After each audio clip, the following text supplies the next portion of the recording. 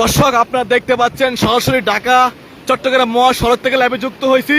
আপনারা দেখুন যে পরিমাণ পানি ভারত থেকে আসতেছে, আমার মনে হয় বাংলাদেশ ডুবে যাবে। ৬৬ জেলা দেখুন পানির কি পরিমাণ স্রোত আপনারা দেখতে পাচ্ছেন।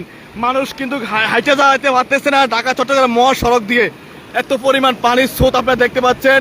মানে আমার মনে হয় এরকম যদি থাকে, আমার মনে হয় বাংলাদেশ ৬৬ জেলা ডুবতে সময় লাগবে না।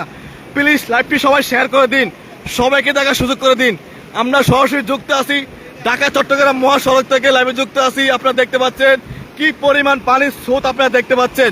আমার মনে হয় বাংলাদেশকে পুরা ডুবিয়ে দেওয়া হবে, বাংলাদেশকে মানুষকে মেরে ফেলা হবে, বাংলাদেশের মানুষকে থাকতে দিবে না, এমন একটা অবস্থা আমরা দেখতে পাচ্ছি। আপনারা দেখতে পাচ্ছেন ঢাকা চট্টগ্রাম মহাসড়কের পানি এরকম ভাবে দিচ্ছে, মনে হচ্ছে বাংলাদেশ ৬৬ জেলা ডুবতে বেশি সময় লাগবে না।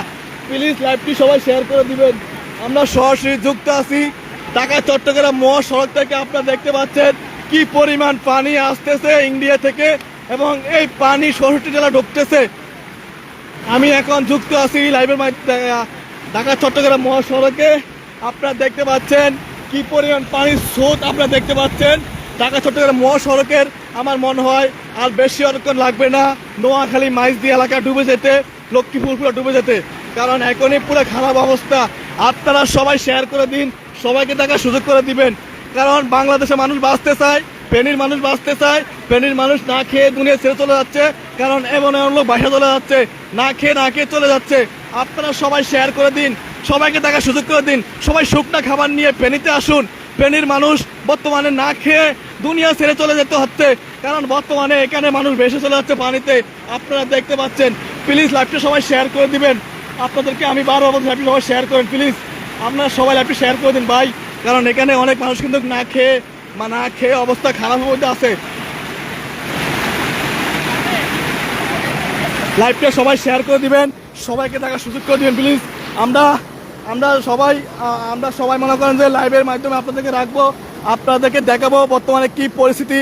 সাধারণ জনগণ হেঁটে যেতে পারতেছে না, এমন একটা অবস্থা আমরা দেখতে পাচ্ছি। সবাই লাইভটি শেয়ার করে সবাইকে দেখার সুযোগ করে দিবেন, এবং লাইভে যুক্ত আছেন কোন জায়গাতে জানাবেন। বাংলাদেশ কি পানিতে বেঁচে যাবে কিনা আমি জানি না। আপনারা প্লিজ লাইভটা সবাই শেয়ার করে সবাইকে দেখার সুযোগ করে দিবেন। আমরা লাইভটি এখানে শেষ করব। আমি অনেকটা ক্লান্ত, প্লিজ আসলে আপনাদের কি বলবো, আমি কথা বলতে পারতেছি না।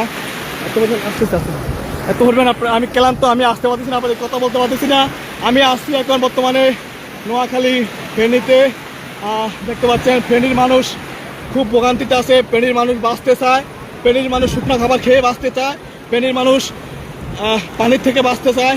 ফেনীর মানুষকে সবাই বাঁচান, ফেনীর মানুষকে বাঁচানোর জন্য প্লিজ সবাই আসুন, সবাই ট্রলার নিয়ে আসুন, একটা করে নৌকা নিয়ে আসুন, একটা করে স্পিড বোট নিয়ে আসুন, শুকনো খাবার নিয়ে আসুন, এসে সবাইকে বাঁচান, সবাইকে বাঁচিয়ে যান। প্লিজ সবাইকে বাঁচানোর জন্য চলে আসুন।